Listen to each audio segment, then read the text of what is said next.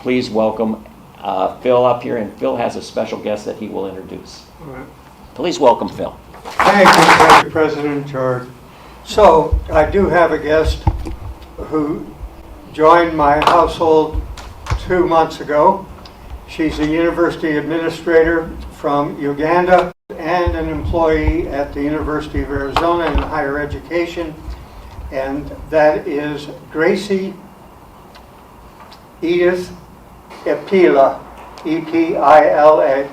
And like Flavia, whom some of you know and have worked with, Flavia has been with us for 2 years, has volunteered in democratic activities, and Gracie has that mindset to do that. So happy to have her. And some of you saw the calendars. I brought in a dozen calendars from different fundraising organizations. So you're welcome to take one if you need one. They're 2024 calendars, not 2023. So the topic is bilingual education. I'm using the same slides I used at a local nonprofit meeting. My partner in that presentation was the superintendent of Continental School, Roxana Rico, and there's a profile slide of Roxana. She actually knows bilingual education. She's done it. She was an employee and a principal, teacher and a principal in Sunnyside School District. So we did that presentation recently. I made a disclaimer because this nonprofit group doesn't do politics or doesn't do religion. As I got into researching the amendments to the Bilingual Education Act and to Lau versus Nichols, and I'll talk about that, and Prop 203, it turned out to be all about Tom Horn. It just happened that way. Here is a profile of Roxana. Yeah, she learned Spanish at an early age, and she taught and principal in Sunnyside. She has a dual language enrichment program at Continental School and is committed to this. And I'll tell you about what I found when we did the nationwide evaluation of bilingual education later on. Okay? This is referred to as Title VII, Bilingual Education, in the Elementary Secondary Education Act of 1967. It was sponsored by a Republican, Ralph Yarborough from Texas, of all places. Wow. Right? And Ralph was really concerned about the Mexican kids dropping out of school. 50% dropout rate. Good guy that he was, said we got to do something. So it was a corrective action provision on his part, a problem that needed to be fixed. Then there were parallel issues in the Equal Education Opportunities Act in 1974. And that is, are we giving all of our children an equal opportunity to succeed? And those who have a native language other than English, do they have an equal opportunity? And Prop 203 in the year 2000, Arizona voters went for it. And I'll say something more about that. But Prop 203 was bought and paid for by a wealthy entrepreneur from California who sponsored it in California. You know that old expression, California sneezes, Arizona catches a cold. This is an example of that humorous reference. And I'll talk more about that individual. So Tom Horn has become, and for a while he was in the newspaper at least once a week, sometimes several, on bilingual education issues. He has just become nuts about this issue. Immersion only. That is, You just throw them into English and they got to learn. They got to adapt because this is America, right? Then Lau versus Nichols in 1974, this had to do with 1,800 Chinese kids in the San Francisco area. They were having a hard time dealing with English. You not only have a language, you have an alphabet, and characters that are so really challenging. And that was a Supreme Court case, and I'll talk more about that. And the 14th Amendment, equal protection under the law. Okay, next slide. He is the primary advocate for Prop 203. He's acting as a policeman, actually. He's no longer Attorney General. He's supposed to be an advocate for kids and education, but he is insane about English only for the first year of school for all kids. He's for parental choice. Now, his title is Superintendent of Public Instruction, but he is advocating. And the last 2 weeks, you've seen him on TV talking about ESA, where he said our already excellent public education in Arizona, hey, we're darn near last in terms of qualifications and paying teachers and so forth, but are already, to make it even better, right? That's what he's saying in his ad. To give parents a choice if they're having some challenges in their public school. And then he also said that when somebody said, hey, you're supposed to be for public instruction, what are you doing? Promoting private education. And he said, well, competition will make public education better. And another thing is he wants to bring back old-fashioned classroom discipline. No coddling of the kids. All right, this is where I get into trouble. But I found it interesting, and there's even more stuff than here, and some of you know about that. He did get a law degree from Harvard. He's had 5 kids, was a member and the chair of Paradise Valley. Now, Paradise is not a ghetto neighborhood, right? Paradise Valley. He is a strong support of arts and civics education, but he has been banned for life by the SEC, Security and Exchange Commission. And he blamed Harvard for that because he was studying law at the time, and his customers, he had an investment business, and his customers got screwed. So he's been banned for life for, his business area. You probably read that he likes to travel fast, including in school districts.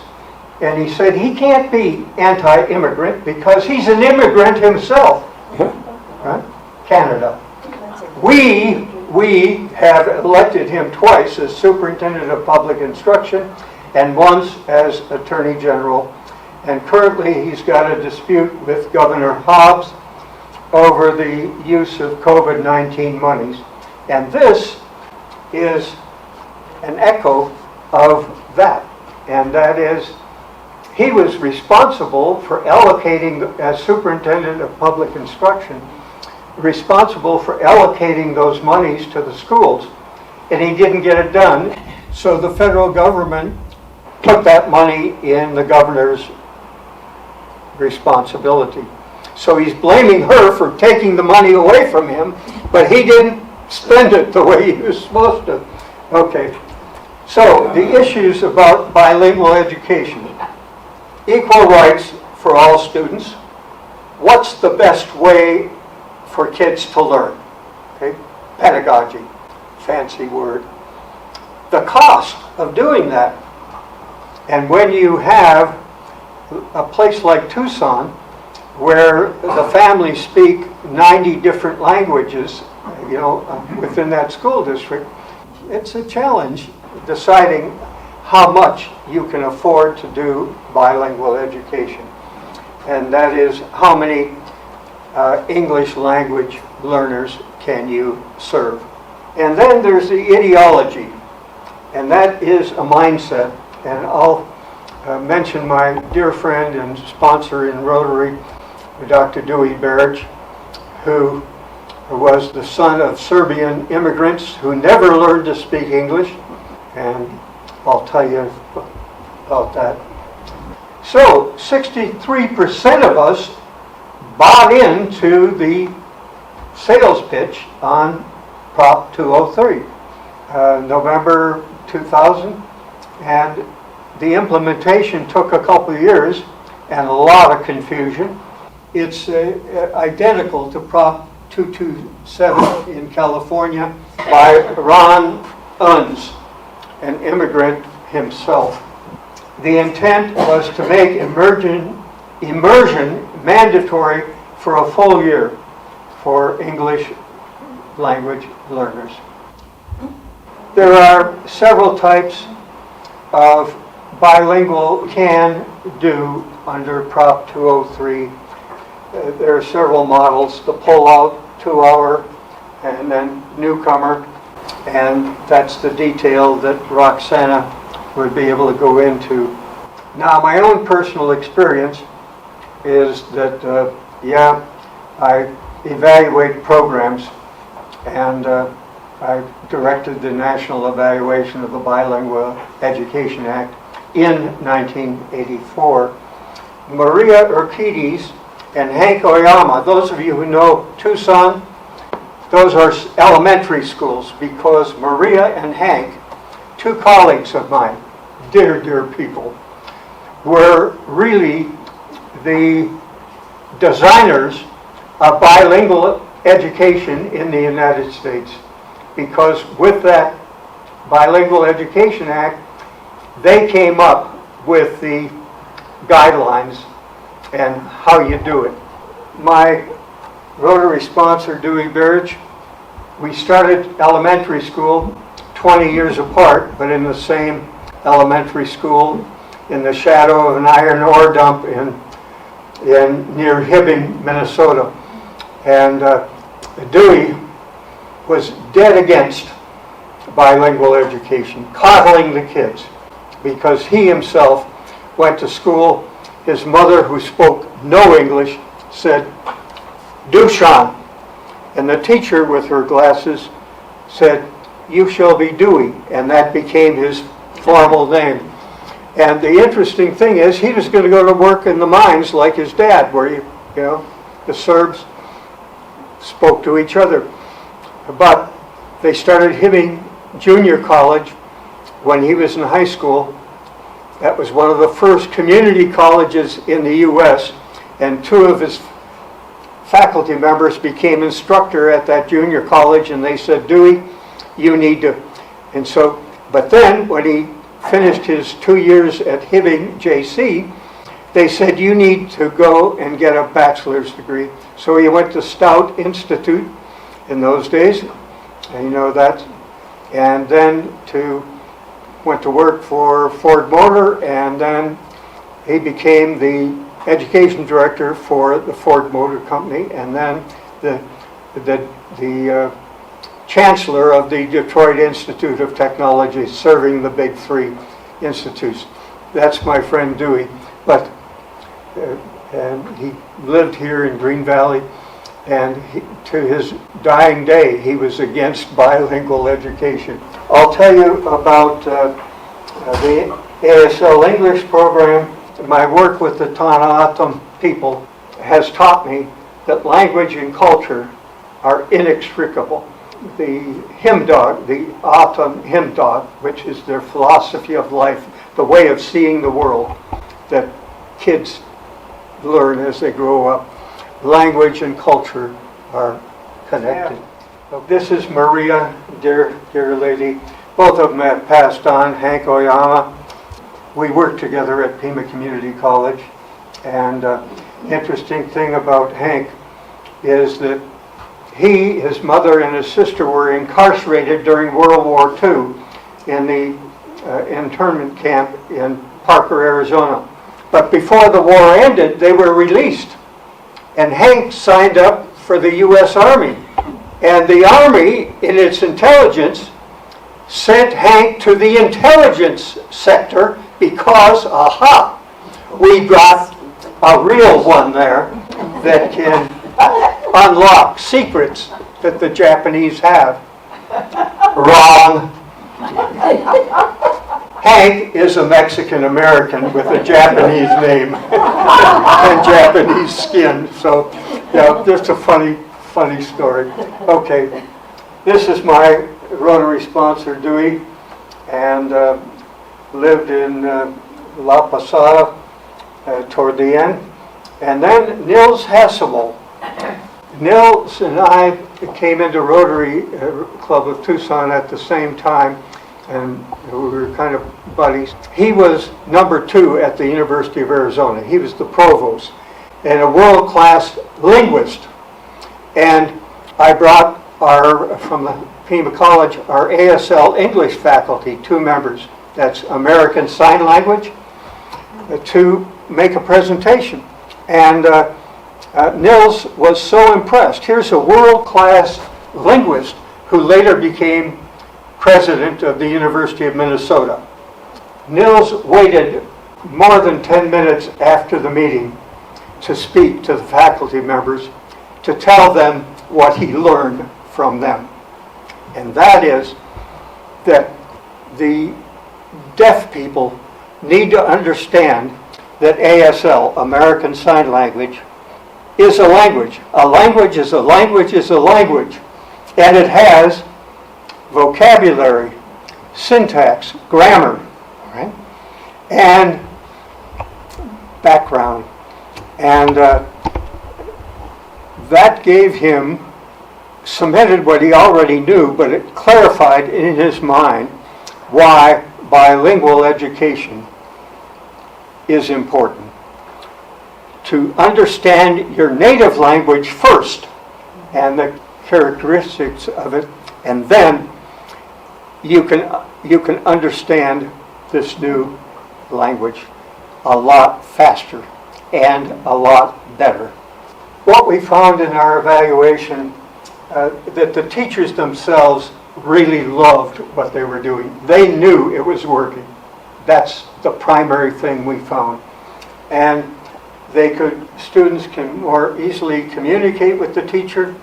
And this is Nils Hasselmo's point, understanding the structure of the language. And it respects the cultural background of the students.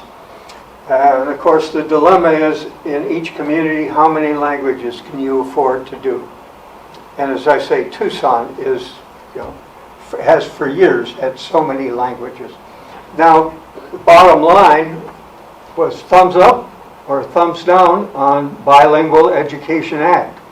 We don't know, because there are so many different models that were being used, and there wasn't enough research on the individual models to be able to extract an overall conclusion.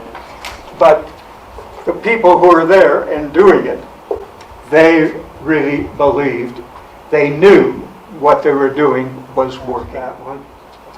So, interesting thing about your neighborhood here, Continental School has 1 dual language class per grade level from kindergarten on through, and middle school has a Spanish enrichment period, and they're working towards, the students are working towards a biliteracy seal before entering high school. That's Continental School. So Arita and Nogales do not have any, can you believe? Nogales has no bilingual education offered. 22% of people in the United States speak a language other than English at home. Isn't that incredible? We don't compare it to Europe, but okay. I think that's about, this is a summary. Proficiency and literacy in 2 languages is great for getting jobs, right? And if you ever went to Costco and shopped there, especially on a Saturday, which is crazy, but, 10% of the population of Sonora, Mexico is there.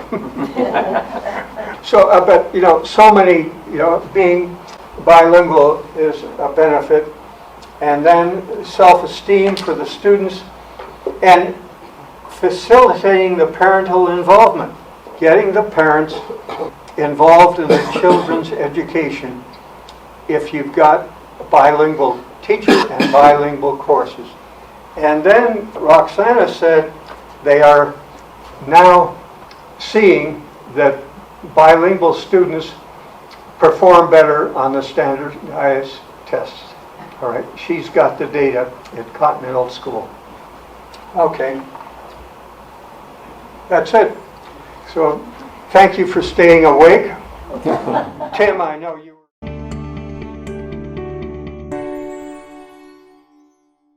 I will tell you something, if Sahuarita would have got out and voted, 80,000 people in Sahuarita in our area did not vote.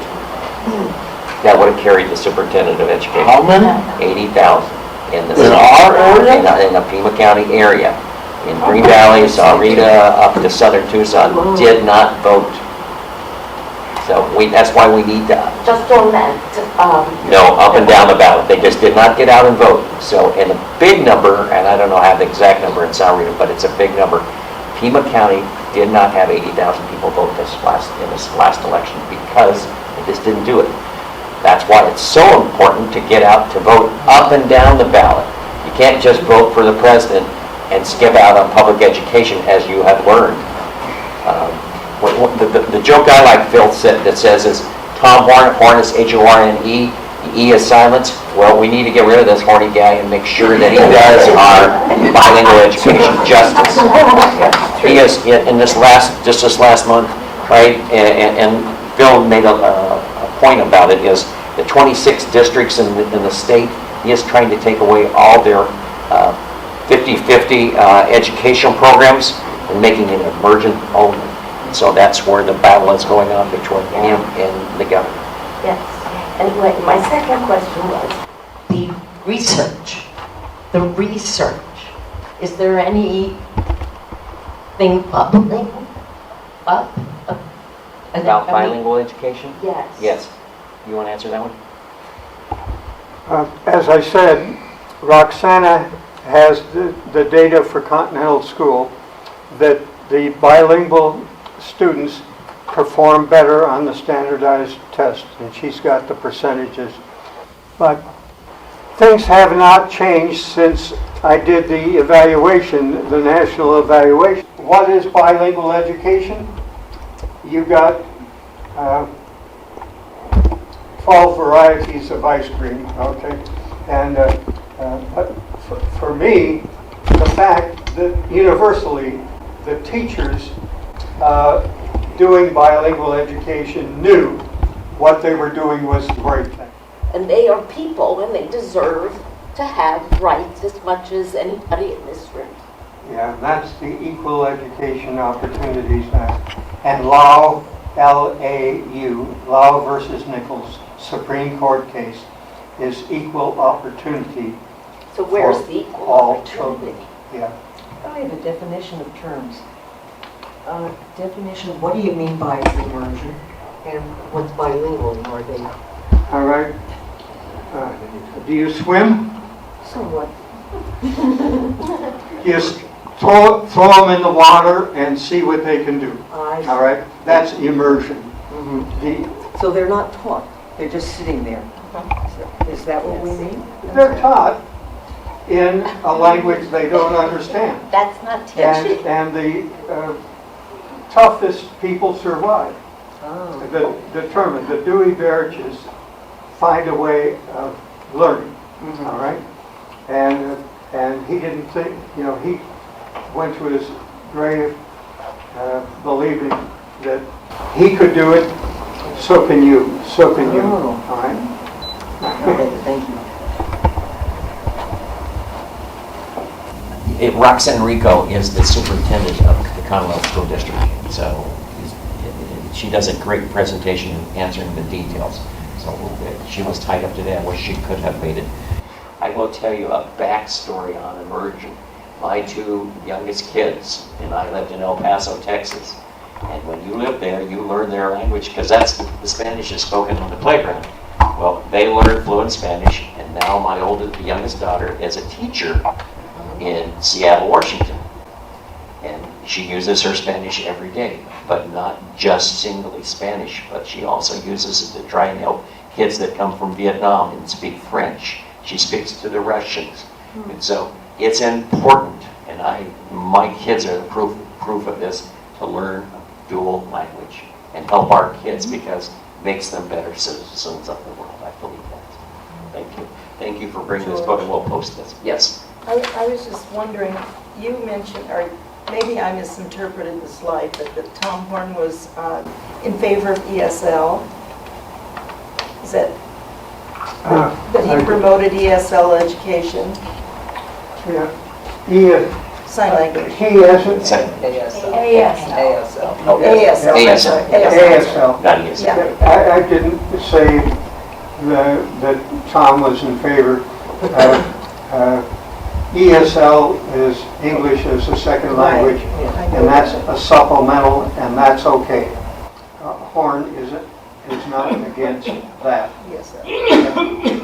But I think for all of us, the story about ASL, American Sign Language, is instructive. That we better understand what bilingual education is about when you think about deaf people who don't have a clue about English, not a clue, because they're deaf and they only know sign language. I guess my reaction was, wouldn't it be interesting if Tom Horn was put into a room full of hearing impaired people who were trying to communicate with each other, and he didn't have a clue what they were saying, but they might be saying some interesting things about him. You just emerged in that language, huh? Immersion, Tom. All right, are there any other questions? Great topic, an important topic here for Arizona.